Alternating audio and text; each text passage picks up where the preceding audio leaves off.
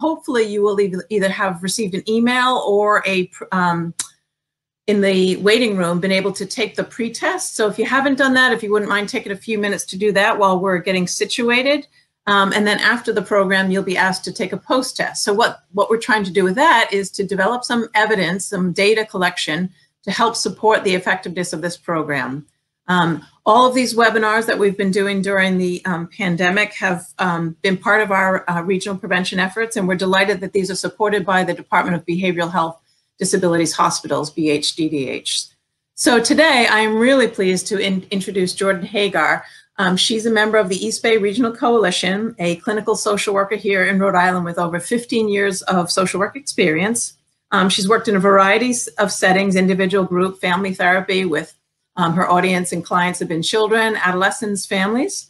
She's treated a wide range of disorders, including anxiety, depression, adjustment disorders, trauma, behavior disorders, ADD, environmental, social, and family-based disruptions as well. She's currently a professor at the social work department at Providence College, of which I am an alumni.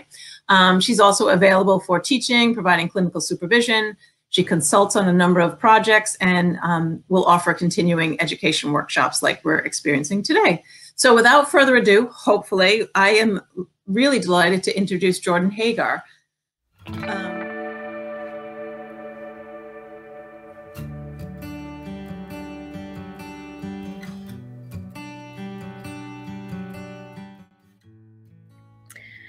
So why this workshop?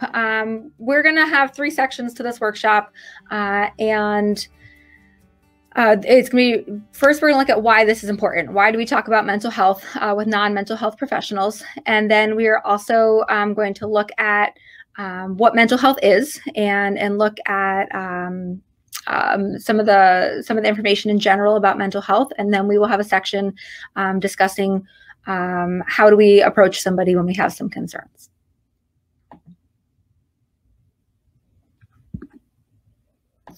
Okay, so the first reason that we are discussing mental health with non-mental health providers is that the significance of mental health is very much underestimated. So you can see here we have some numbers. The 1 in 5 U.S. adults experiencing mental illness, 1 in 6 youth, and that prevalence is much higher than many people suspect.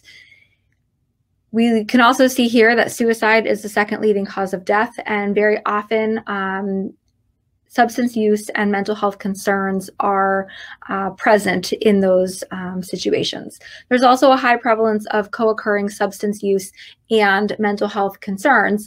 And so when those go together, we have even more complex situations unfolding. So we have the fact that the significance is often the prevalence is often overlooked. And then when we are faced with concerns about mental health, we very often are missing it completely, even when it is there in front of us. And part of that is because we tend to look at the world from our own lens and from our own perspective. So we are used to seeing things and considering things the way that we're used to doing. And so there's times that there may be warning signs or shifting mental health in front of us, and we don't really know how to interpret that that's what we're seeing. So for example, let's say we had a teacher and the teacher is seeing a student that doesn't really hand in their homework, doesn't really do classwork, and the teacher, through their teacher lens, may see this as a student being less committed than someone else. And maybe a student who's kind of slacking off or something. But if we were to look at that through a different lens, we might be able to come up with a different take on that. So perhaps this is a student with a difficult situation happening at home, maybe a death in the family, a move, some kind of a stress that's really having an emotional toll. So when we're looking through kind of our customary perspective, sometimes we miss some of the signs or the other ways of interpreting something that might be there in front of us.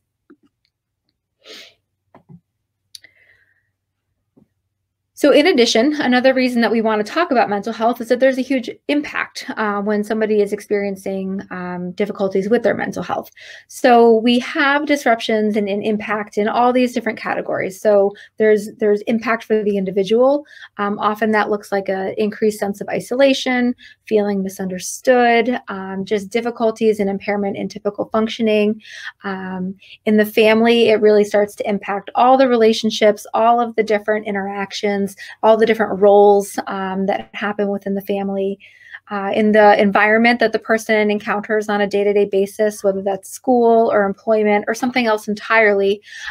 We can see difficulties in role functioning, environments that don't really know how to be supportive of the person. And then within the community, there is high correlation between difficulties of mental health, substance abuse, homelessness, emergency room utilization, issues with veterans, and with the criminal justice system. And so when all of those are taken into account, if we consider that mental health being addressed could certainly alleviate many other areas in the community as well. Another piece that we want to think about is the idea of stigma and why we need to understand mental health a bit better. Stigma is when when a perceived negative attribute is one small piece of a person that is negatively assessed, and in this case, mental health, then carries over and becomes the way that the entire person is assessed, and the entire person is thought of in some kind of less than way. And this leads to a lot of discrimination and fear of those who might be experiencing some kind of mental health concern. And when these are the prevalent messages in our society, there can be a lot of impact. And the impact that we tend to see is that people who are experiencing difficulties with mental health, they seek help much more frequently. There's often a delay in the treatment that they do seek. There's a lack of engagement and an increased sense of isolation. People tend not to feel like they're very efficacious and able to do what they need to do to take care of mental health. But when that message in society is that mental health is bad, or that it's not okay to address this or to think about this, or it's not really even a thing, then it impacts help-seeking behavior, and that has a really negative effect, as we can see here, on prognosis, on a person's engagement and support in the community, and ultimately on their long-term outcomes. So that we can't really underestimate the role that society and the way that society is looking at mental health and that role of stigma on the individual who is struggling. And so that's part of what we want to look at today as well, is kind of thinking about how do we shift that community understanding so that a person, so that mental health and shifting in mental health becomes more normalized.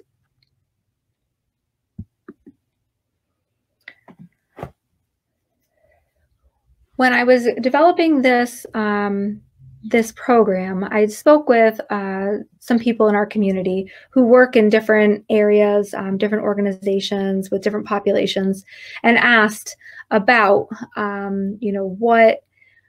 what do you see? What are your concerns? What do you think people want to know about mental health? Where do you think the roadblocks are right now? And these were many of the responses that I received. So people saying, I don't think people really know how to be helpful, worrying that they're going to make it worse, feeling kind of unprepared, uninformed, not really knowing what am I responsible for. If I do initiate contact, what do I do next? And so I would just say to you now, just kind of look through this list and think for a second, what in here have you thought? Or what have you heard other people mention or talk about? And the idea here is that this course really seeks to address some of these hesitations and leave people feeling informed and empowered, so that these are not reasons to kind of shy away from the topic of mental health. And then lastly, why are we doing this course? And I already touched on this, because we want to empower our community and really reinforce the idea of pro-social values and connection within our community. And as we're going to look at shortly, mental health is really our general well-being, and all of us experience a fluctuation in our general well-being. And so when that can become normalized, and we can talk about that as a typical experience, then we start to feel like we're in it together, and can be seen and understood and connected when we're going through something difficult. I think it warrants mentioning here that our culture doesn't always really support that. We tend to have really busy schedules. We tend to like to think we can operate very independently. We have this real big emphasis on digital technology that changes the way that we interact with people out in public and in the world, or does some of our interacting for us. And so it does make sense to kind of think of some of those issues in conjunction with mental health and how that stigma and that kind of culture around mental health has developed. Okay, I would like to pause for 1 second and make sure that I am still presenting to people. So if anybody can give me any acknowledgement that we are still in this together and I'm not talking to myself in a room, that would be fantastic, whether that's a message from the presenters or... You do actually have a question from Karen Kaplan. Okay. Said, do you have recommended phrases or wording to reduce stigma? Yes, hang with us and we will get there, I promise.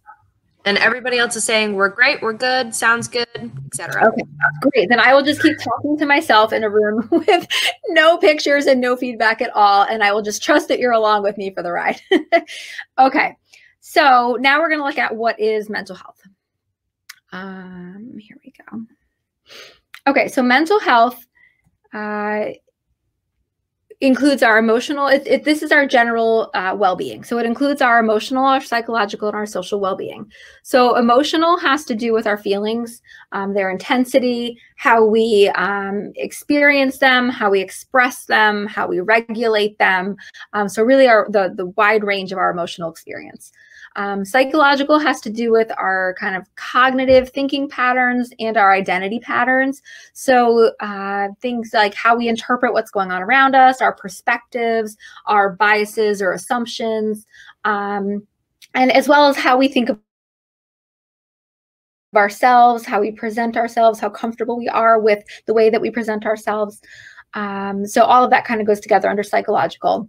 And then the social piece has to do with our relationships and our interactions with individuals, with communities, with the systems around us, and can be kind of a wide range of relationships as well. So this gets impacted. Our emotional and psychological and social state impacts how we think and how we feel and how we act. And it's also impacted by those things, as well as our levels of stress, our relationships, our decision-making. And I think that that's a lot of information. And so I tried to represent this as a visual, which I think makes a lot more sense in terms of thinking of mental health. So we have mental health as this kind of umbrella term. And underneath the umbrella, we have all of those different components. So you can see all the elements from the previous slide, as well as some others. And these ideas will kind of continue to be reinforced as we continue through this program. It is worth noting that mental illness is just one of the many components of mental health. We will talk briefly about what mental illness, about mental illness and what it is and how it's different. But for right now, we can see that mental illness is just one category underneath the mental health umbrella. So mental health, if we're talking about mental health as our general well-being, this is not an either or. We don't either have mental health or not. perfect. We don't have good mental health or bad mental health. Our mental health kind of operates on a continuum between healthy and unhealthy. And you can kind of skim through some of these terms here that kind of characterize both ends of the spectrum. So one is really a little bit more balanced and feeling feeling stable, feeling well, a sense of purpose, and feeling kind of grounded in day-to-day life. Where on the other end, we have feeling less stable, maybe a little bit chaotic. Some part of that umbrella is not quite lining up in a way that makes us feel like ourselves or like we're standing on solid ground. Any different areas on that umbrella can be at different places on the continuum. And so we may be doing pretty well overall, but we are really struggling with some relationships. And that may shift the entire umbrella a little bit more in a disrupted direction because they all kind of play off each other. Here, I like to just make a note that it's important to distinguish between mental health and mood. Mood is really our feelings and the emotional experiences that are a barometer of like our responses and our reactions to what's happening on a day-to-day basis. So our mood changes quickly. It's in response to triggers, and it can shift a lot of times in the same day. Where mental health is a little bit more of a stable concept than that. So it certainly can change in response to triggers, but it tends to change more slowly and in response to larger triggers. Those triggers tend to have more lasting consequences or impact a lot of the areas under that umbrella, and they tend to last for a more prolonged period of time. So it still can shift based on circumstances, absolutely, but it tends to be more slow moving and bigger picture than mood is. And that's often something that people wonder about. So I've included this here because I think it's still a continuum of mental health, kind of indicating a healthy end and a less healthy end. But I like to point this out because I think this helps us think of mental health in parallel to physical health. And so if you think about that parallel, people can, again, be at any point on this continuum. You can move back and forth. People can make choices to kind of support where they are on the continuum, but there are also circumstantial situations and triggers that can impact that as well. And if you think about physical health, that yellow reacting area is really can be equated with the experience of having the common cold. So the cold comes up, it kind of interferes with what we're doing for a little while. There's some temporary distress, but then it goes away and we move on relatively kind of short term and, interrupts what we're doing to some extent, but, life continues on largely unimpacted. The orange area, we can think of maybe more like a broken bone. So there's some greater impairment.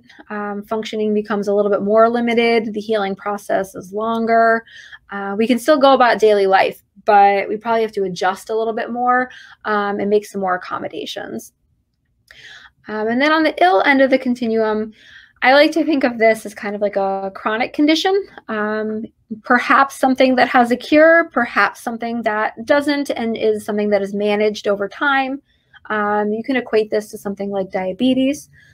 So if it's managed, so diabetes, obviously something that can't be cured. So and certain mental illnesses fall into that same kind of category, not something that's cured, but managed over time. So if something's managed effectively, you can move back down toward the yellow and green areas on the continuum.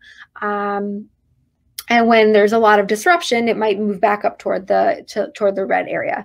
So you can see on this continuum that there's two places where mental illness is mentioned, one on the kind of ill end when maybe the mental illness is emerging or really impacting a person, and then down in the healthy end in the green part as well, where somebody is able to manage and is more of a state of recovery. So having a mental illness doesn't mean that a person lives their life in constant at this constant dysregulated ill end of the spectrum.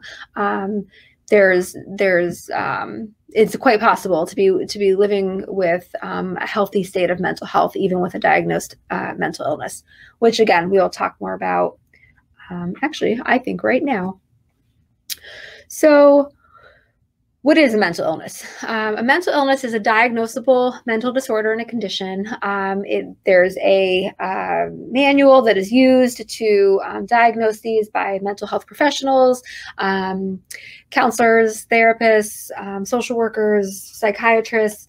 And what we see happen with a diagnosable mental illness is very significant changes in thinking, emotion, and behavior or action.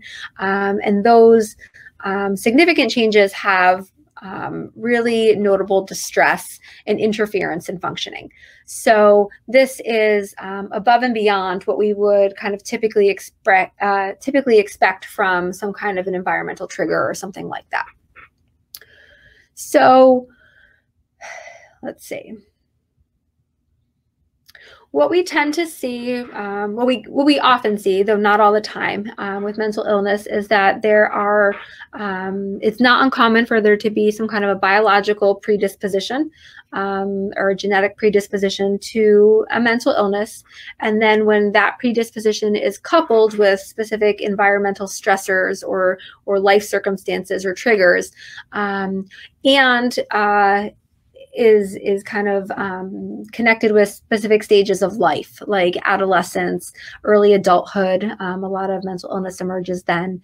As those things kind of come together, then that tends to be when mental illness emerges. That is not always the case. There's not always a genetic predisposition. There are not always life stressors or kind of triggers.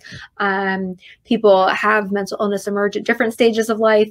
So I don't want to make it sound like this is a one-size formula, but it is not uncommon to see some of those pieces come together when it comes to mental illness. Another thing I like to point out with regard to mental illness is that there's a lot of portrayal of mental illness in the media around us, and whether that's in kind of fictional media or actually represented in things like the news. And for the sake of reducing stigma, I like to point out that people who are diagnosed with a mental illness are not really high risk for hurting other people or harming other people. It is much more likely that someone with a mental illness would self-harm rather than harm someone else. We also hear sometimes about mental illness being associated with some of the more severe symptoms of mental illness. So things like disruptions in the way we perceive reality. So hearing or seeing things that are not really there, which are called hallucinations, or believing things to be true that really aren't true, which are called delusions. And those certainly can happen in specific mental illnesses and in more severe cases, but that is also not a universal for somebody who has a diagnosable mental illness. It's much more common that you see kind of this shift in the way we look at the world and think about the world, but still have it be based in reality. That disconnect from reality is not nearly as common as I think as we see in different forms of media. So for the sake of this program, that is going to be what I talk about in terms of mental illness. There's many different categories. I've listed them here. At the end of the presentation, there are additional resources listed for some of the more common mental illnesses. So it's possible if you would like to do a little bit more research, you certainly can. I would also add here that if you really are interested in more of these specific disorders, the mental health first aid training that Bradley Hospital runs in our area They do a great job talking about these in more detail. For the purposes of today, I don't, because my goal here is for you to be able to kind of recognize when mental health is shifting so that you can intervene if it feels like the right thing to do for you. But you, as a person who's not a mental health professional, you don't need to be able to diagnose specifically exactly what's happening. You just need to be able to recognize that something's happening and then be able to approach somebody and help them get connected with someone who can figure out exactly what's happening. So I leave that, leave those options for you if you would like to pursue this further. Okay, I'm taking a sip. You can't see me, but I'm taking a sip of my water. Hang on. All right. So now that we have kind of a conception of mental health and a conception of what mental illness is, I would like to talk a little bit about how we promote mental health. We're going to be talking a lot for the rest of the presentation about what do we do when it shifts, how do we recognize that it's shifting. But I would like to kind of start by highlighting that we can do things to try to promote mental health in the first place. And if we do start to experience kind of a move toward that more unhealthy end, there's things that we can do to try and shift that back. Sometimes it's helpful, sometimes it's not, and we need more intensive support. But this is kind of a starting place. Again, I'm not going to read through every single element here. You will have access to the materials after the fact. We can get them to you. But this is kind of a range of things that people can do to think about promoting and developing mental health. And a lot of it has to do with being able to kind of stay centered, acting in ways that are consistent with what you believe, taking breaks, having meaningful relationships, taking care of your body, looking at the role of spirituality and community, being a part of something bigger than yourself, that kind of connection out into to other parts of the world, learning to regulate emotions. There's a lot of information here about how we go about kind of nurturing mental health. And when I do this presentation, the feedback I tend to get is that this is helpful for thinking about how do I help somebody else kind of promote their mental health, but it's also really helpful for us to think about in terms of ourselves, because we need to be able to take care of ourselves now.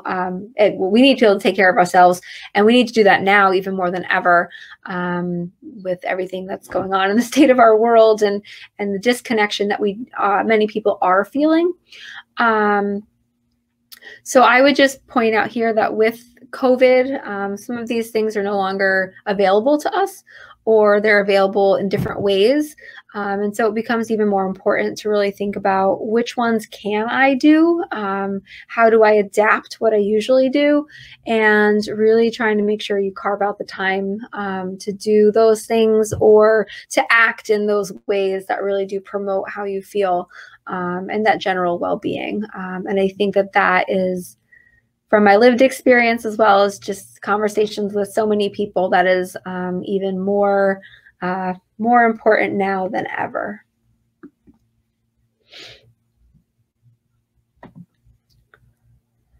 Okay, so we want to think about what shifts mental health. What will start our well-being? What will move it in the direction of kind of deteriorating and make things more difficult for us. So a big, huge category is, I'm sorry, hang on, I think something got skipped. Nope. Okay, good. So we have here all different kinds of environmental changes and stressors. So when we think about what can trigger a shift in our mental health, we're thinking about all these different areas in our life. And so it could be things like family issues, which could be changes or things that are ongoing. It could have to do with uncertainty with food or housing, and having some of those, or income, having some of those basic needs met. There can be changes in responsibilities, life transitions, different kinds of oppressions, discrimination, traumas, abuses. There's many, many different ways that a shift in mental health can be triggered. And what I would point out here is that during COVID, a lot of these things are they were either present to begin with and are then amplified during COVID, or the existence of COVID has caused some of these to emerge. Like, for instance, maybe loss of employment, needing to move, certain uncertainties about housing or food, caregiving responsibilities, etc. So what we see right now is a lot of these emerging or kind of intensifying during COVID. And then we have biological triggers as well. And those tend to do with hormones, kind of chemical balances and brain chemistry. And that's what I was mentioning earlier when we were talking about mental illness. Adolescence and early adulthood tend to be times where we see biological pieces come into play, because it is when hormones are changing, and we see that kind of body chemistry start to shift. It's not always, like I said, it's not always something that happens in conjunction with that, but a lot of mental illnesses do have a chemical brain chemistry element to them as well. And so when that shift starts to happen, that alone can be a trigger to seeing that deterioration. Okay, so if we have our triggers, why does mental health shift? Now we want to move to what does it look like? So what are we looking for? How do we know that mental health might be shifting? So the first thing I would like to say, which is something I think is important to note, because I've gotten some questions as I've done these presentations, or maybe not questions, but comments about people who have watched loved ones enter a very depressed state, or even attempt suicide or complete suicide. And then a person I would like to say is there are not always outward signs, and it is not anybody's fault when some kind of sign is not present or is missed. Sometimes these changes are nuanced, and sometimes we're with somebody so much that we don't even or the change has been so subtle or has occurred over such an extended period of time that we don't even really notice that it's happening. So I would like to just kind of preface that is a reality some of the time. So these changes can happen quickly. They can happen over a prolonged period of time. They can be very pronounced and evident, or they can be more nuanced. Sometimes people will verbally express, first and foremost, I don't feel right, something is off, this is not, I'm not feeling well. But very often you can also see some of these changes happening before anybody verbalizes anything. And sometimes people don't ever verbalize anything. Either they don't recognize it's happening, either they don't have the words to express or kind of put to it to explain what's going on. Some people may not want to express it and don't really know what to make of it, and so have no desire to put it into words.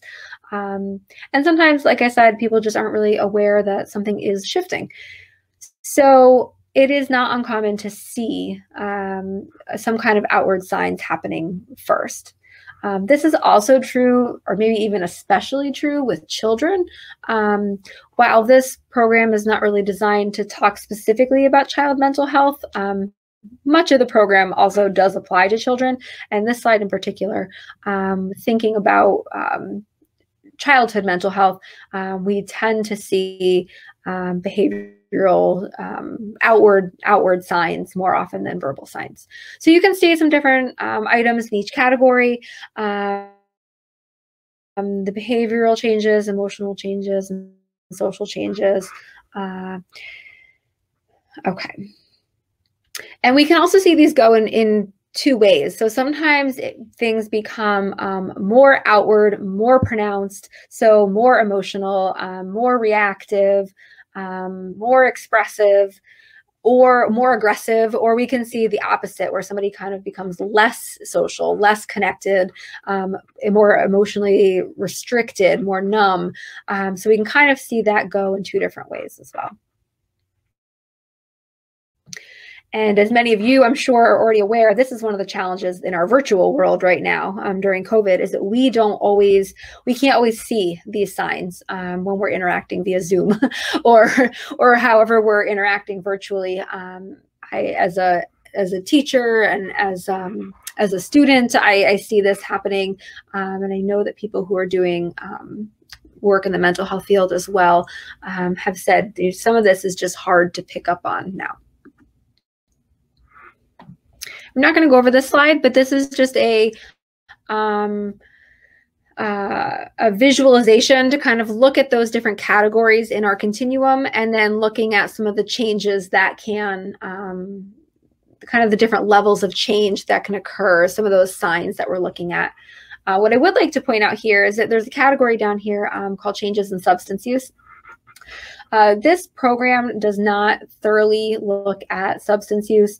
There's just so much that goes specifically with that topic that we can't do it all in 2 hours. But substance use and mental health are very closely intertwined. So changes in mental health, they can impact the amount, the frequency, the purpose of substance use. And then ongoing substance use can also impact many areas of mental health. Again, if you think of all those terms under that umbrella, how many of those would be impacted by substance use? And so there really is a spiral between the two. And when you see mental health shifting, or you see substance use shifting, it makes sense to think about the other as well and really consider that as well. When we move into the second half of the program and we're talking about approaching people, I will also make reference back to the idea of substance use and some extra considerations to make as well. Okay. So those signs are kind of things that we might be noticing as a person watching somebody else, that we might be noticing. But we also want to think about what is happening inside the person who is struggling. And again, that could be somebody we're watching. It can be ourselves. These are not things that are confined to someone else, to some other. We all experience shifts in our mental health. And so we'll see many of these in ourselves as well. So hang on, I'm just trying to make sure I'm caught up over here. Okay. And again, many of these also apply to children as well. So we have different categories. We have interferences in the cognitive piece, so our thinking, and what we will see a lot is the way that people think shifts. And so thoughts can start moving very quickly. They can become really obsessive, so they just won't go away. They can be intrusive, so they're things we don't want to be thinking about, and they're just there all the time. They can be things we're really worried about. It can also feel like they are moving faster than we can keep up with. It can be that the cognitive piece becomes impaired in terms of reality testing, so we're not really aware of what's going on around us completely. We can see changes in memory, difficulties concentrating, or hypervigilance, kind of being extra aware of what's going on. Physical changes tend to, well, obviously they're connected to our body. So we tend to see changes in energy, either excessive or an absence of energy.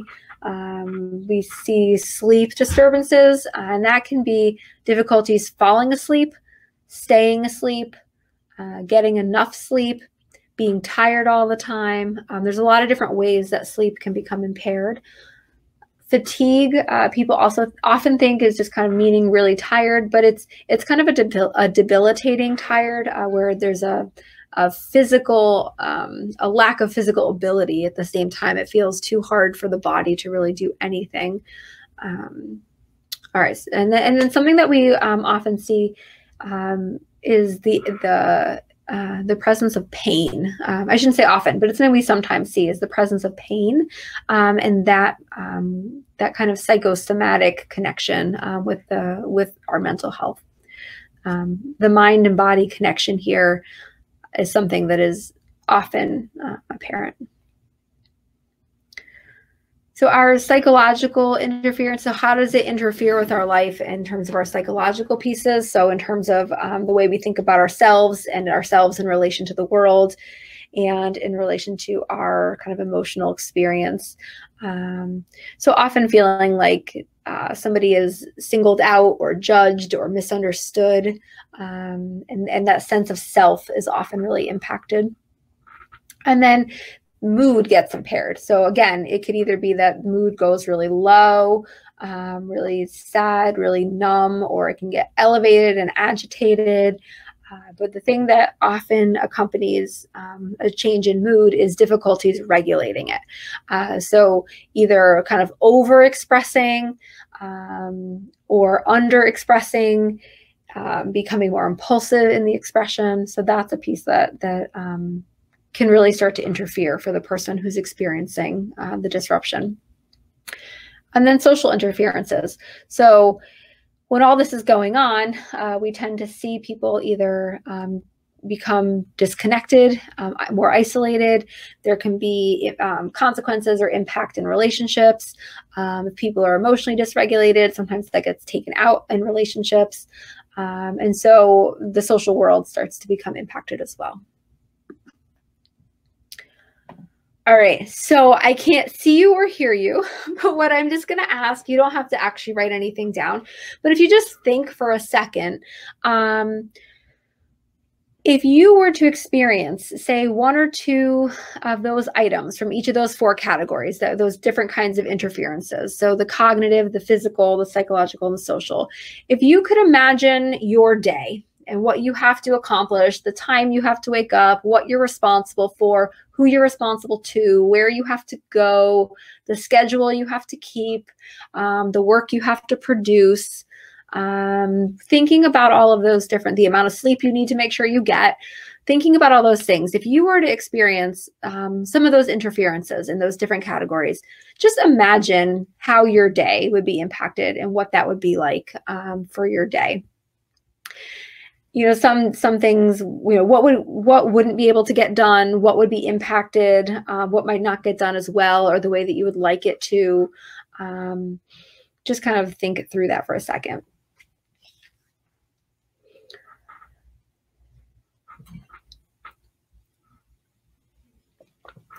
And what people kind of usually tend to think, again, if I could see you or if I could get some feedback, we could have a little conversation. But for the sake of this presentation today, what usually comes up is that even a few of those disruptions or those interferences would really disrupt your day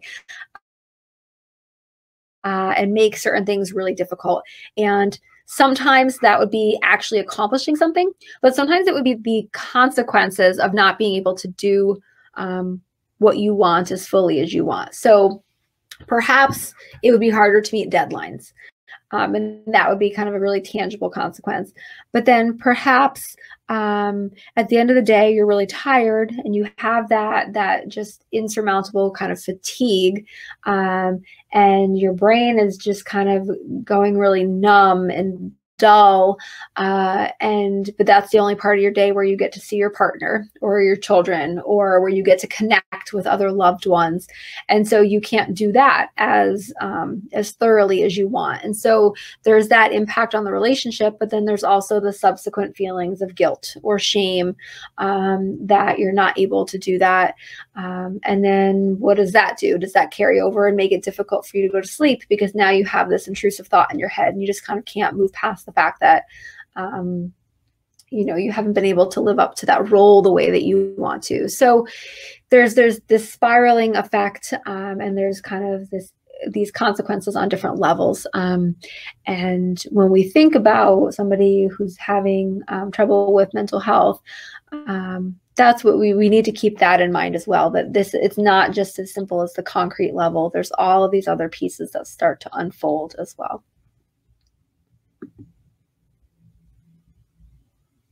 Okay, I'm gonna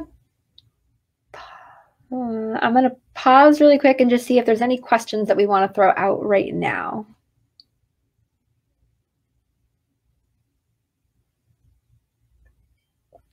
Or am I truly talking to myself at this point? There usually is like a 10-second delay when it comes to, okay. So just a heads up, if people do want to put them in chat or put them in the Q&A section, you absolutely can.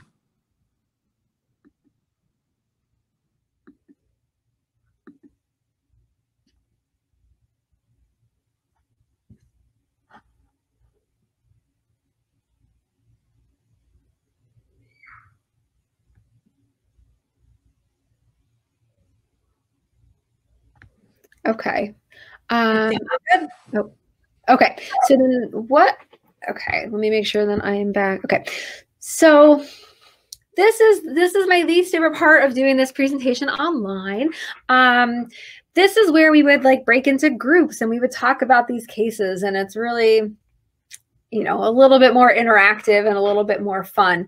But on these kind of webinars, when we're delivering it through a webinar, it's really hard to do that. And when we come back together, it always seems like we run out of time. So I'm not going to do this in an interactive way, which does make me sad when I've had to kind of shift this part of the program. But what are you going to do? So you will get access to the slides, and the slides have several different scenarios because I didn't know who would be here today. I didn't know who you would be most interested in thinking through. And so there's some adult scenarios, there's some adolescent scenarios, there's ones in schools, there's one outside of school. So when you get your slides, you will be able to read through and think through it a little bit more if you'd like to. So for the purposes of this, what I'm going to do is take two cases, and then one of them in particular, we're going to track through the second half of the presentation, just to kind of keep trying to bring this to life a little bit and give some concrete application as we go.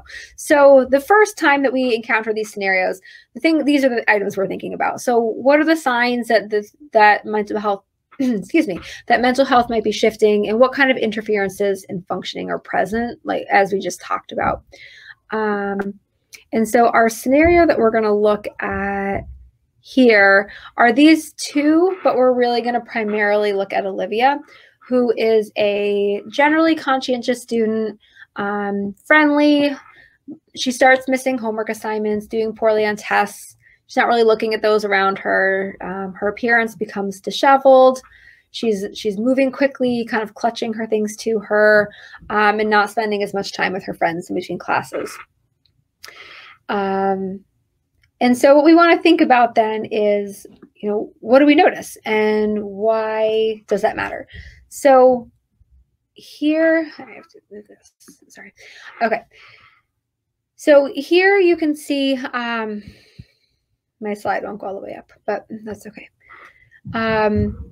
So we have some of the signs that her mental health is shifting. So we can actually see behaviors changing. So that's a sign, right? Changes in behaviors. So missing assignments, her grades are going down on her tests, her appearance has changed, the way that she's kind of carrying herself and her interactions with other people. So those are changes in behavior, but they also can suggest changes in her social world, changes in kind of her psychological well-being. We don't fully know or understand exactly where she's at with all those things, but we can speculate that there might be some changes in those areas too. And then her functioning has declined in school performance. And so she's not able to fulfill the tasks at school to the same level that she was before. It's having an impact on her peer relationships. So she's not able to kind of connect and engage in the same way that she used to. And she's just interacting with her environment in a different way, which is going to get her different responses and may really change how things are going for her. So again, let's pretend you had had a beautiful conversation and you created this chart, and then we're going to carry Olivia through the rest of our conversation here today.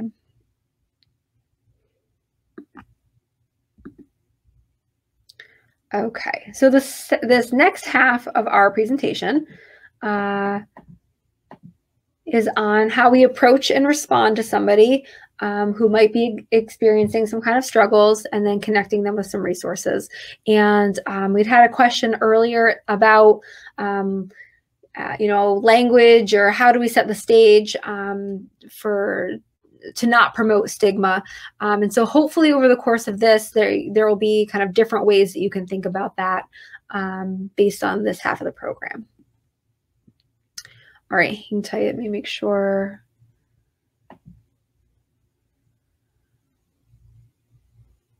Okay.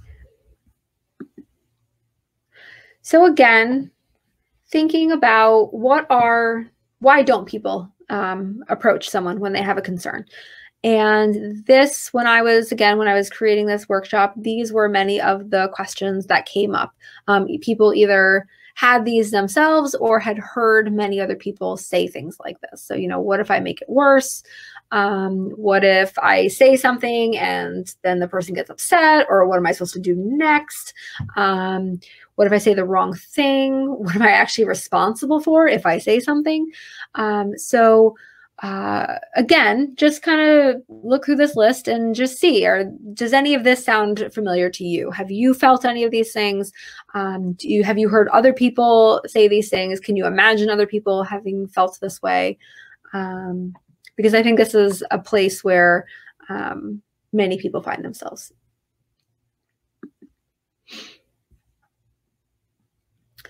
So to set the stage, I have one more little brief activity just to kind of think through for a second. If you can think of a time when a difficult time that you had, and then think of the response that you got from someone else, and then just think through that response. What was helpful about it? What was not so helpful? Do you wish the person had done something differently?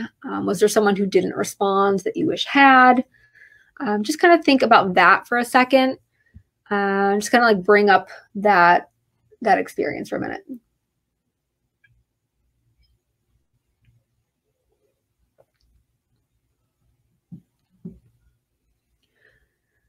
Again, if we were together and could chat, we might get a couple examples. And what we tend to hear is that what you would have wanted in a response is generally what someone else would want in a response as well. We tend to wish somebody had been able to hear us, understand, validate what we're going through. Somebody to just be there with us, to hug us, to smile, to talk to let us cry, to kind of be there when we needed to take a next step. People, the reactions that were not helpful tend to be things where someone felt like they were judged, where they were alone, where they didn't really have any support, where they felt like they were pitied, or that they were kind of unrelatable and the other person, couldn't really grasp what they were talking about. But most people, what they say they want is they wanted to be treated like they're themselves going through a tough time, as opposed to some different person, that is all of a sudden unrelatable.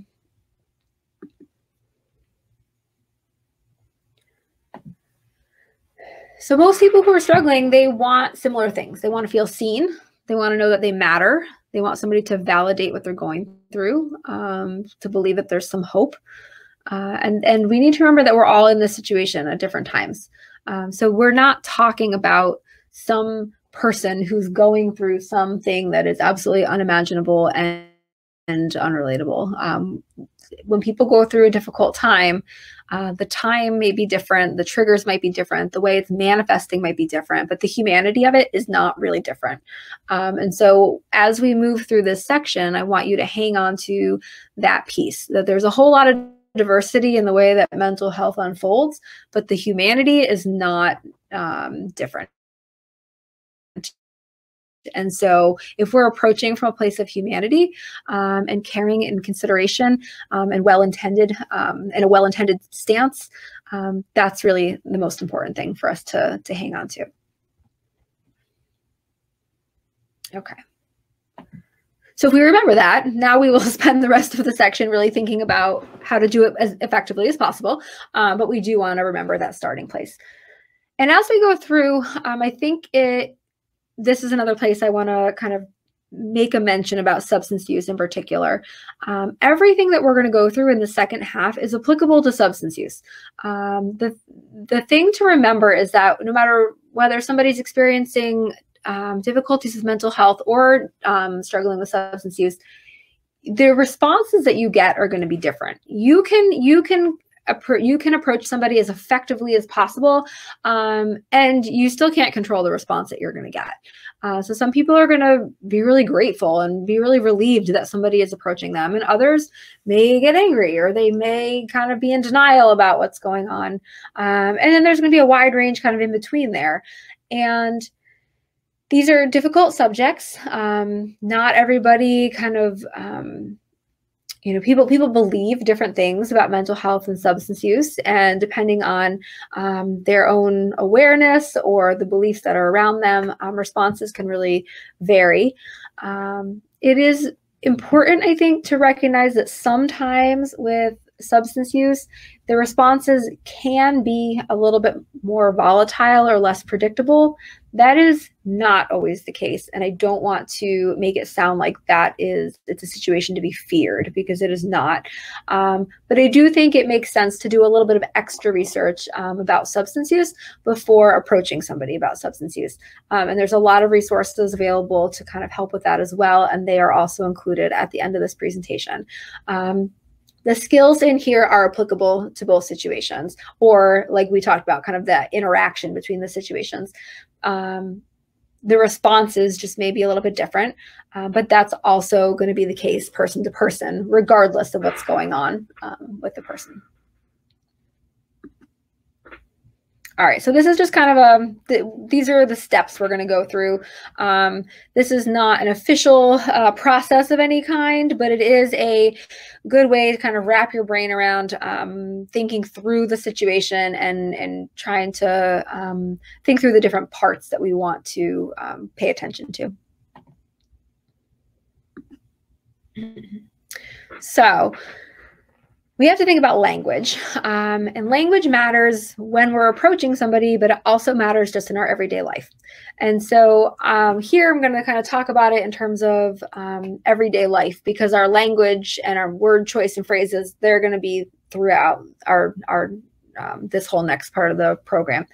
So in general, to come across as a person who is maybe sensitive to the idea of mental health, who understands that mental health fluctuation is normal, and wants to be perceived as kind of a supportive person in that way, there's a couple recommendations I have in terms of language. So trying to avoid language that is potentially stigmatizing. And so some words are just in and of themselves kind of they have a connotation from the history of mental health and mental illness.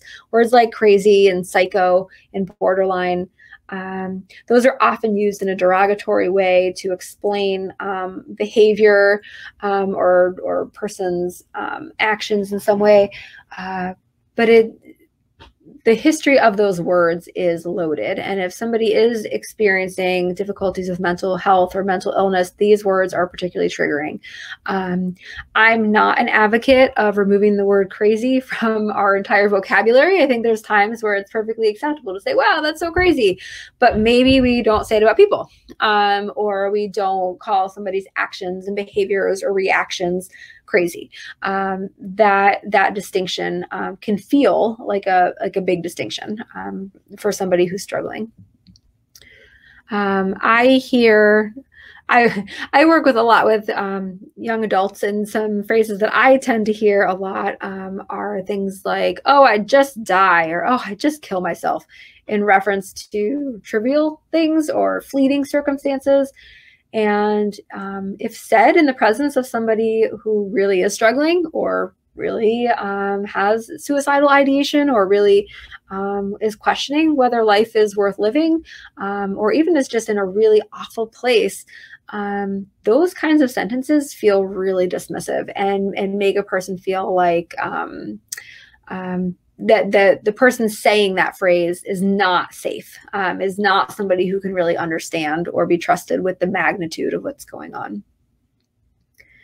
And then I also tend to hear things, phrases that are actually either a diagnosis or an actual condition being used kind of flippantly. And again, some of these words like anxiety, depressed, those are legitimate feeling words as well. And so there's a time and a place to say, oh, I've been experiencing a lot of anxiety during COVID. I think that makes a lot of sense. But I've heard students get a grade on a test and go, oh, I'm just so depressed now.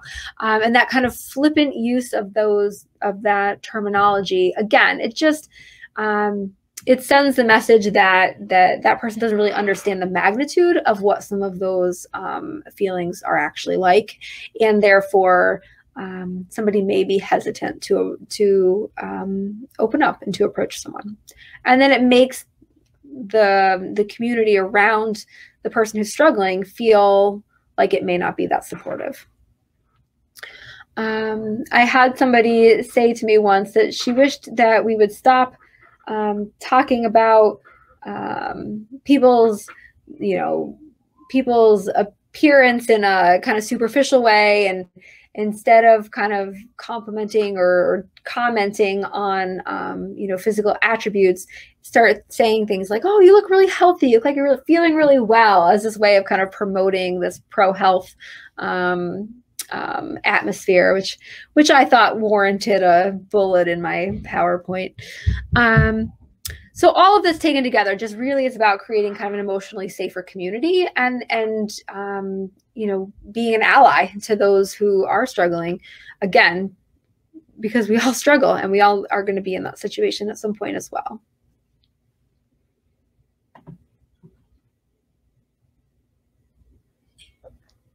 Okay. So again, before we approach somebody, we want to consider the context of our relationship. I would say there's very few situations where the context of your relationship is going to preclude you from acting or from doing something, but it's worth thinking things through, kind of reflecting on the fact, is there a power dynamic involved in this relationship? How well do you know this person? How often do you see this person?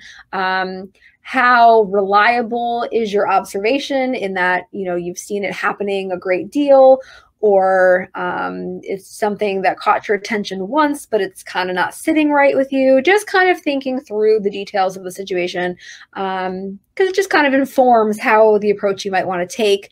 And knowing that it probably in the end is worth approaching regardless of how you've thought through this piece, often because that gesture can make a person feel like they're less alone, and feel like they matter, and increase the chances that they might actually get some help or move in a more positive direction, and kind of minimize the risk that might be there. Okay. There is some research out there that looks at the the role of supportive people when people are experiencing kind of mental health difficulties or really extreme circumstances. And there is research that shows that that having social support, even if it's one person who you feel is aware of what's going on and connected to, that becomes really protective. And we don't really know what other support people have around them. And so offering to become a person that is supportive and that can be there, even if it's just as a kind of a bridge to get a person to a different to somebody else who could help more thoroughly, that can be one of the most protective things that a person has going for them sometimes.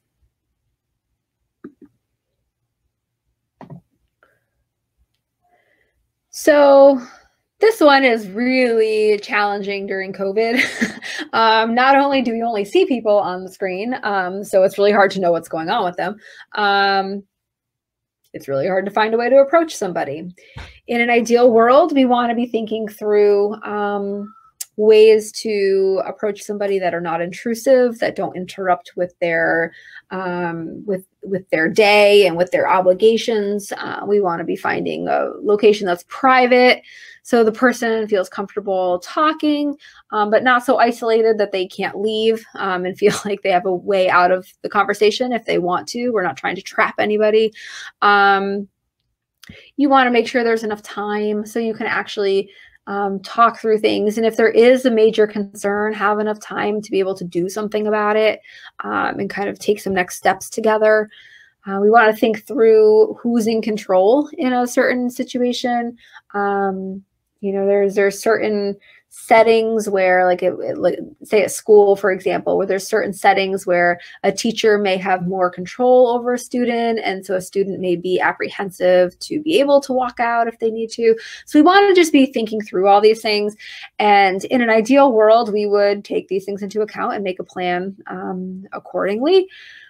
But I fully acknowledge that in the time of COVID, this is not always realistic. And so we may be having to weigh things like, we may not be able to be super close to somebody when we see them. And so does that compromise privacy? Or we may be able to, we may be more likely to reach out on text or arrange a phone call because we may be able to have a lengthier conversation or a more private conversation. So again, different kinds of considerations at different times, but it warrants kind of thinking through some of these topics.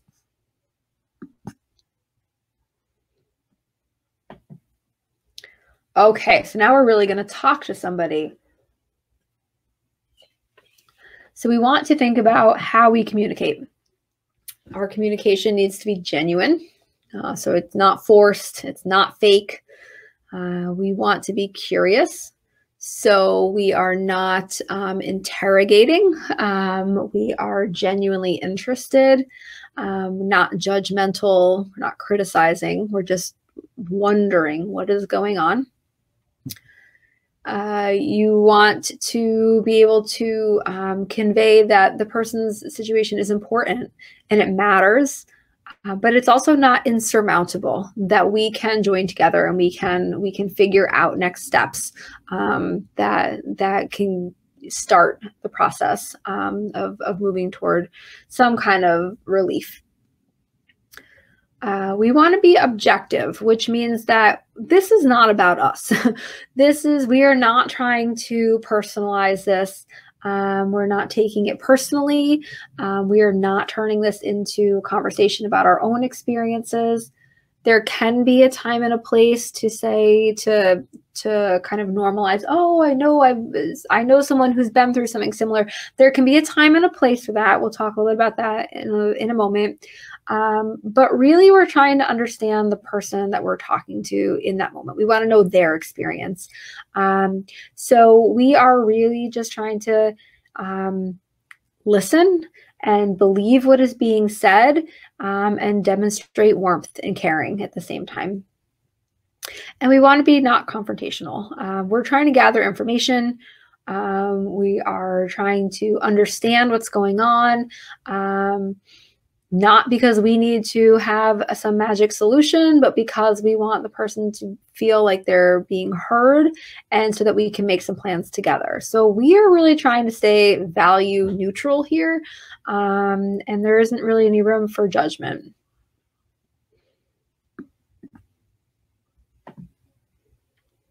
So we have kind of these 4 steps here. Again, some artificial steps, not an official process of any kind, but just some things that we want to be thinking about as we move through the conversation with somebody. So you have here on the slide A, we'll go through A through D here. So the first step is actually, coming up with something to say and saying it. So when we're reaching out to somebody, we want to use some I statements where we're talking about what I notice, what my concern is, because this is about, we want to be able to state what our observation is.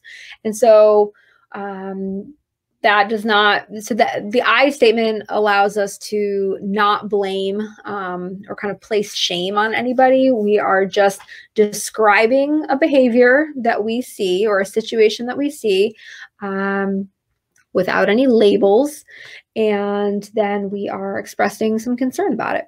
So from this point on in the program, there's a lot of phrases and sentences that I've included, and they can feel kind of artificial at first, and it can feel weird to say them.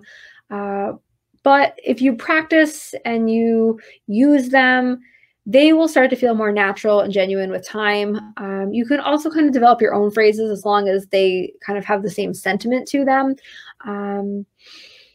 All right, so when you first are reaching out, we're going to notice a behavior and point that out and express some concern. So I'm going to continue along with Olivia's case that we started a little while ago. So we might say something like, Olivia, I've noticed you aren't turning in assignments, and that's usually really important to you. It seems like you're not quite as connected to the people that are going on. I'm just really worried about that. What's going on? And being able to highlight the behaviors that you see and express some concern.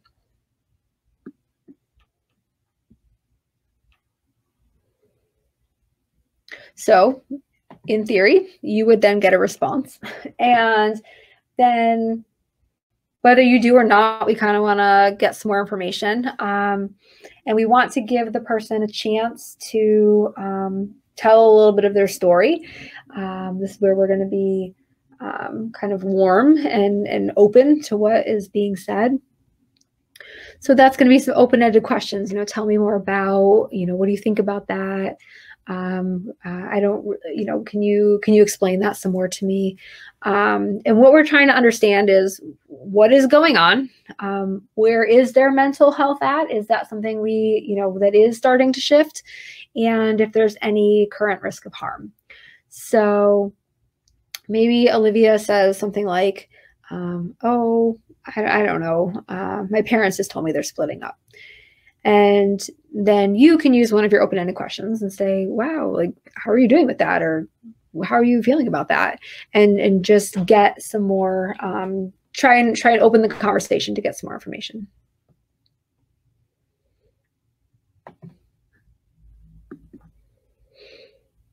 While the person is talking, we need to be listening. And I think active listening gets a bad rap sometimes. I think there's times it's become like this, I don't know. I think people think it's this kind of artificial thing, but it's not. And when we're actively listening, our body suggests that we care, and it is open.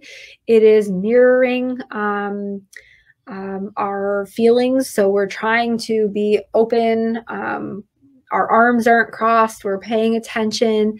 But then some of the most important parts have to do with how we respond back after somebody gives us information. And this is the part of active listening that I think gets underestimated. and sometimes can feel mechanical.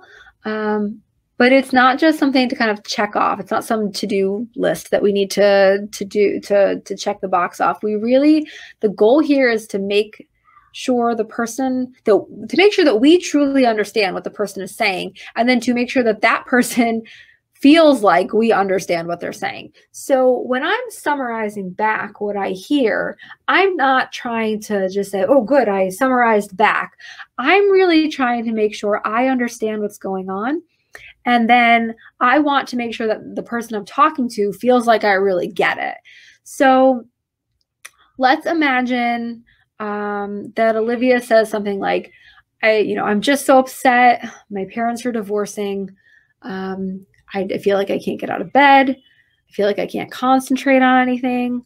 Nothing's really worth it anymore. It just all feels like a big mess. So we then may paraphrase back like, wow, it really sounds like everything is just so overwhelming right now, and really having a big impact on what you feel like you can do. It just really sounds like it's interfering. And being able to, we don't have to use exact words, but we can, but really being able to convey back that message. And that leads a person to be able to feel validated. And so we want to convey that, yes, I am hearing you, and also I can see how you might feel that way. We want to help a person to feel like their experience makes sense given the circumstances that they're in. Doesn't matter if you would do the same thing or if you would feel the same way. It's about understanding that given what's going on, this makes sense, and this is hard. So we can say things like, I can see how you could feel that way. Anyone would have a hard time with that. Of course you feel that way. No one would expect anything different right now. Being able to kind of validate that. And so with Olivia, we might say something, we might say something like, I can really see how everything would feel so overwhelming right now. It's hard to do the things you usually do because such a huge part of your world is changing. Like, that makes a lot of sense. And being able to put that back, or, I can see how you feel like things are a mess right now. It's just, that's a huge piece of news to get from your parents. Being able to put it back and acknowledge that this is a big deal. Two things we want to avoid in this situation, and people do them a lot and they're really well intended, but they just don't work, unfortunately. One of them is to compare. A lot of times people will say things like, at least it's not, at least it's not this. That would be so much worse. Or telling a story about something that somebody else went through and say, see, it could be so much worse than that. People usually do that to try to make a person feel better by pointing out that it could be worse. But unfortunately, it's usually interpreted as kind of minimizing their experience. It makes the person feel like, wow, I probably shouldn't feel this bad. And when we're trying to approach somebody and find out what's going on, that shuts the conversation down instead of us ever really getting the information we're looking for. And then we can't help with next steps because we've kind of ended the conversation at that point. The other thing that we don't want to do is just jump to solutions too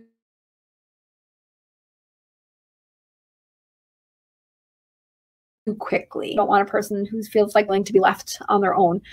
But if we move too quickly to a solution, the person can feel like they don't have a lot of options or autonomy. And if we jump to a solution first, usually a person doesn't feel like they've really been heard or understood, or that their experience is validated. It just seems like, oh, we just got to go do this and everything's going to be fine. And people don't like that. People really want to feel like they have that what they're going through matters and it's legitimate. And then people usually can kind of rally and get to a next step together. All right. So up to this point, you've kind of started this conversation. You're getting some story from the person you're talking to, kind of validating what they're going through. So it could be going very well. And you could be happy with the direction it's going. Information could be coming out, and the conversation could be continuing. The conversation also could have ended by now. Somebody may have had a reaction that was not what you anticipated. They may have just kind of shut the conversation down and said, no, everything's fine. And that's okay. And it is okay also to approach the person again at a later time if you still have concerns at a later time, or you still see certain patterns unfolding. What's important in that first interaction, even if it ends quickly, is that you've expressed concern and you've tried to kind of figure out what's going on a little bit. And now this person knows that you're a caring person, and they may never approach you again, or they may, but at least you have, at least they know that you are somebody that they could approach if they need to. And it is perfectly appropriate for you to approach somebody again if you feel like you still need to. If the conversation is still happening, you may feel completely capable of handling what's going on. And you may feel like if you and the person you're talking to just need to maybe work on some of those areas to promote mental health, it may be kind of a simple solution that the two of you can work on together. Or you may find that you need some extra help, or this is kind of bigger than you anticipated, or something that needs to be addressed further. So we're going to move to that now, in case that is what's going on. So it is possible that your conversation has moved toward an acknowledgement of suicidality or self-harm. There are other trainings that go into great detail kind of about what to do in this case and assessing for these in great detail. I'm going to try and offer information. That the first thing to know is that having a conversation about suicidality and self-harm does not plant ideas in someone's head. A lot of people have that fear that if you bring it up, now they're going to think about it. And the reality is that somebody is either already thinking about it or they're not. And if you bring it up, that's not going to change their desire in that area. So please ask questions if you have concerns. We'll go over kind of how to ask some of those questions. But if you ask someone, you're giving them the opportunity to verbalize and take out of their brain what is going on. And that alone takes away some of the power of what they're thinking and feeling inside. Being able to have a conversation about it, feel like another person knows, maybe have a little sense of accountability to somebody else. None of those are bad things. And it is okay to be having this conversation. So you want to stay calm. You can ask directly if somebody is, saying things that make you wonder or acting in ways that make you wonder. It's okay to ask directly. You want to let them know you care about them and their well-being, and you want to express concern about what the consequences would be. You don't want to debate the meaning of life, and you don't want to try to convince them, but you want to express in that kind of warm, caring way, like, wow, it would be so awful if something were to happen to you. That would make me and so many people so sad. That expresses warmth and caring. It's not about trying to make a person feel bad or guilty. It's about kind of sharing that moment of humanity. If you feel like you're trying to convince somebody or make somebody feel guilty or bad, that is not the pathway to go down. That is not where we want to be. So if we have Olivia, and in our earlier conversation about Olivia, she mentioned the possibility she mentioned that nothing really feels worth it anymore. So we might say something like, Olivia, you mentioned that nothing really feels worth it anymore. And I'm wondering what you mean by that. Have you had any thoughts of hurting yourself or wanting to die? have you done any self-harm? And it's okay to bring that up and kind of put that out there for her. And so if she does respond that she has, by the way, I have this typed up later in the presentation. So there is a copy of this hypothetical conversation, since we can't act it out in person. I did type it up for you. So if Olivia responds that maybe she has had those kinds of thoughts, we then can be saying something like, wow, you know, I'm so sorry you've been feeling that way. That has to feel pretty awful. You know, I want you to know that I care about you, and I would hate to even imagine how many people would be so sad if something were to happen to you. Do you think we can talk some more and maybe try to find a plan to get some extra help so that you don't have to feel like you need to hurt yourself anymore? We can put that out there and express the concern in a warm, caring way without making somebody feel like they're judged or shamed or guilty. So if a person is expressing suicidality, these are things you want to do. You want to stay with the person. They shouldn't be alone. You can either get them connected to somebody who can stay with them, or you can get them connected with the actual help. There are hotlines, there are text lines that are available 24/7. It is possible to go to an emergency room for a psychiatric evaluation to get access to inpatient mental health services. We have, where'd it go? It must be on the next slide. We have behavioral health link, which is another way. I think it's on our resources in a couple slides, which is another way to access support quickly. So we want to get somebody connected. Oh, look at that. That is pretty great. And I do think that comes up again in a couple pages. We want to get somebody connected right away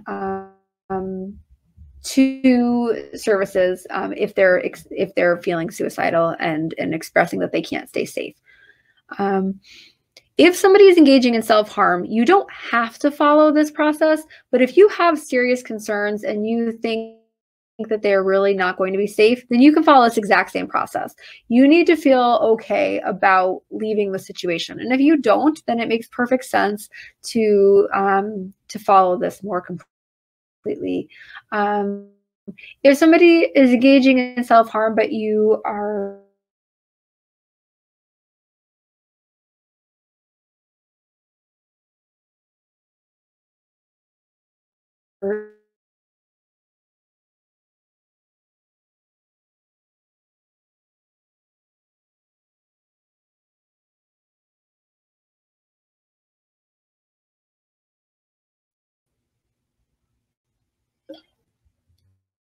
I was just told you can't hear me anymore.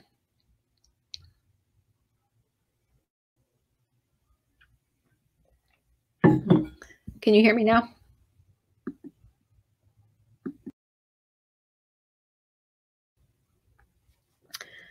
Is it working again?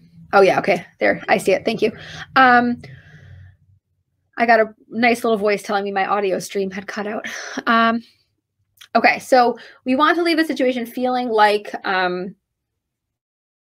it's okay to leave a situation. And if that means taking additional steps, then that's what we need to do. So I'm going to continue on because there's more information about process. Okay, let's move this. Okay, so who might need to know? Depending on the situation, there are a wide range of people that you may feel like you need to involve. There is not a hard and fast rule. The rule that I would follow is if there's somebody's expressing suicidality, then somebody needs to know either who can get them connected to help or who is the help themselves. If people are being harmed in any way, so that can be things like self-harm, abuse, domestic violence, bullying, human trafficking, any other kind of violence, other people need to know. And who needs to know is going to depend on how old that person is, who is the person that is being harmful, and there's the list of people here that you can turn to depending on what's going on. You aren't bound by confidentiality. You are not doing you're not approaching this person in a professional context or a therapeutic context. So you want to exercise discretion and respect privacy, but you are not bound by any kind of confidentiality. So ideally, you want the person you're talking to be on board and working with you to decide who's going to be approached and how they're going to be approached. But there may be times that you need to get connected with somebody else, even if the person is not on board. And at the end of the day, when you leave the situation, you need to feel like it's okay.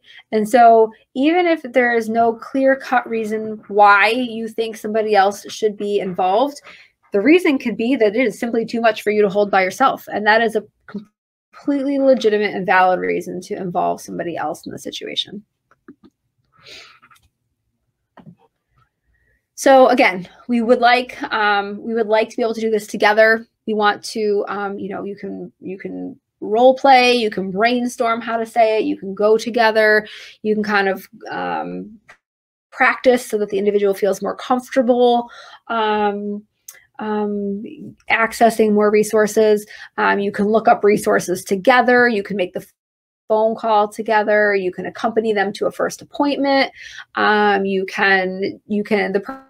person can do it on their own, and you can check in later. There's a lot of different ways that this can unfold, and that should be a conversation that you're having with the person as long as they're interested.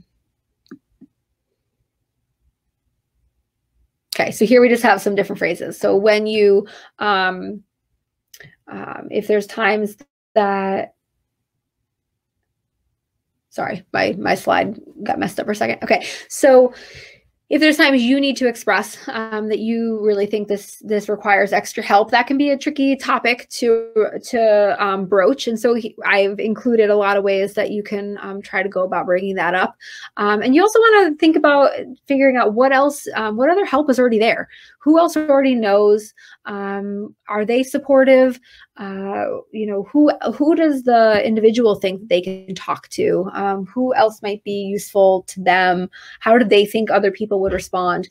You can kind of ask through some of these things and have a conversation about this to help the person kind of identify who might be a good person, because it may not be the most obvious person right away that we think of.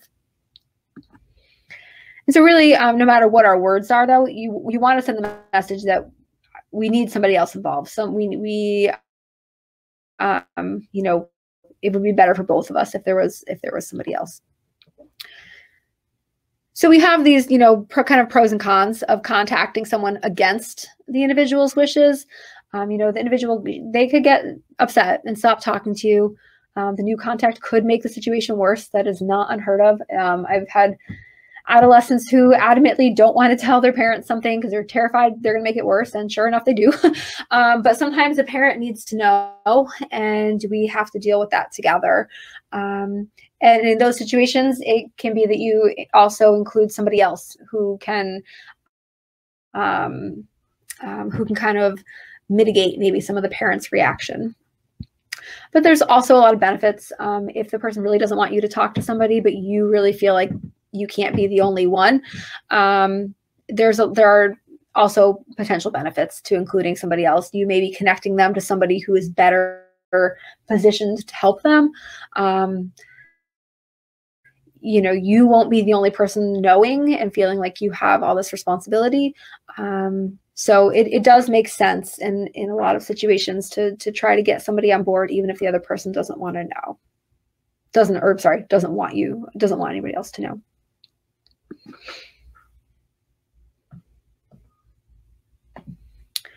Okay, so here is just some potential resources that you can use. I believe, where did BH Link go? I swear to you, I had BH Link on here. multiple times. There it is. Okay, it is on here. I see it. It's in there. It's in the emergency mental health services. So these are different ways, different categories of trying to access some help. So hotlines usually can be called 24/7.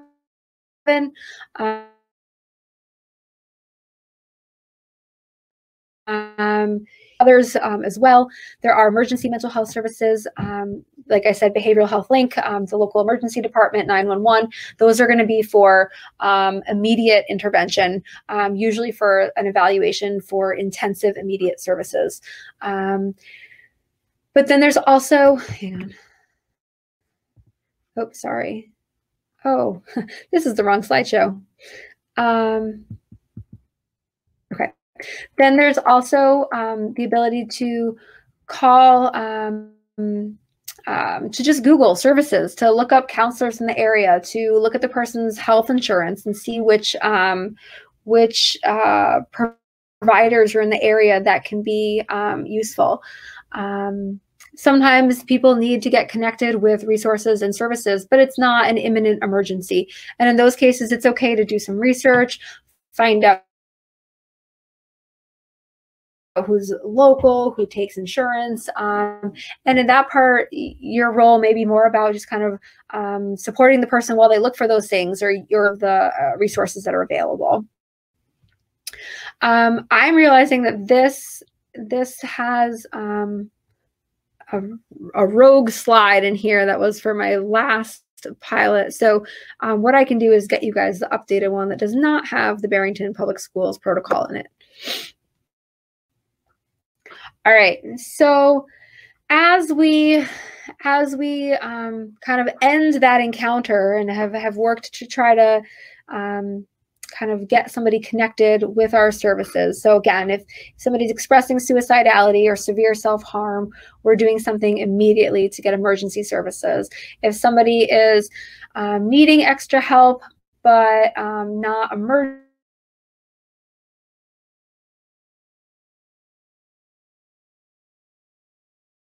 urgently, we can kind of go through some of that other process of figuring out who needs to be involved and what options exist around us. And if somebody is only just kind of slightly starting to shift or deteriorate, we can think about mental health and building it back up again.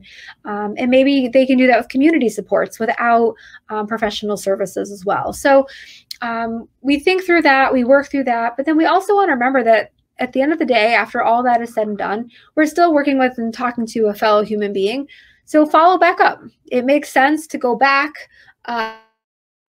see how they're doing, certainly have conversations about their mental health and their connection to other resources, but then also just to join together as people again. I think something that comes up a lot is that people feel like once someone knows they're struggling with their mental health,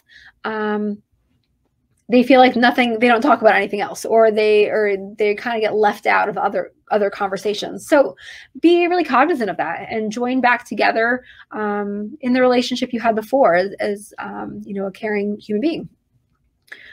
Okay. So this kind of brings me to, okay.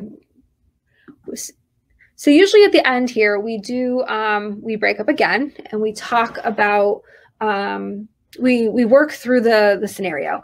And so we want to think about, in the context of Olivia, what you're thinking about our relationship and how we're going to initiate that contact and what our phrasing is going to be and how are we going to do this. And so again, because we kind of have this webinar in terms of interaction, I have typed up a hypothetical conversation so that you can see. This is occurring in a school, and so there's certainly a limit to the involvement of a school teacher. Really, at the end of the day, they're going to get the child connected to the guidance counselor. So maybe as we kind of close here, if people would like to work through a different scenario or want to talk about any of those pieces where we connect somebody to a next step or how we handle that. Maybe we could even kind of chat through that or brainstorm through that if that would be helpful to anybody, because I believe at this point that is the end of my content. I like to just at the very end here remind us that we all are in the position of having our mental health shift. That is nobody's unique experience, and if we could normalize that and become a person who is sympathetic to that and an ally, just imagine what our community could look like if we were all disseminating that same message. And then at the end we have resources. So we will get the PowerPoint to you, and I'm gonna stop there and I'm going to take questions, and if it would be helpful to think through another scenario, maybe we can get creative on how to do that. And then at the very, very end, we will make sure that we get connected to the post test, because that we need to do at the end as well. Yeah, so there was actually one question from Kristen Westmoreland. What is a good way to nicely adjust someone else's language? You hear things that seem flipped or stigmatizing. Yeah, that's a good question. And it's a hard one, and it's not only prevalent in mental health. You know, I think there's a lot of places where we see that unfold. Sometimes, depending on a relationship, you can use humor. Sometimes humor is not appropriate. And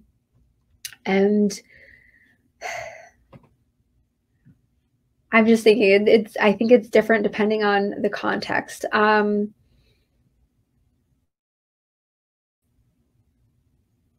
think it's okay to say something like, what do you mean by that?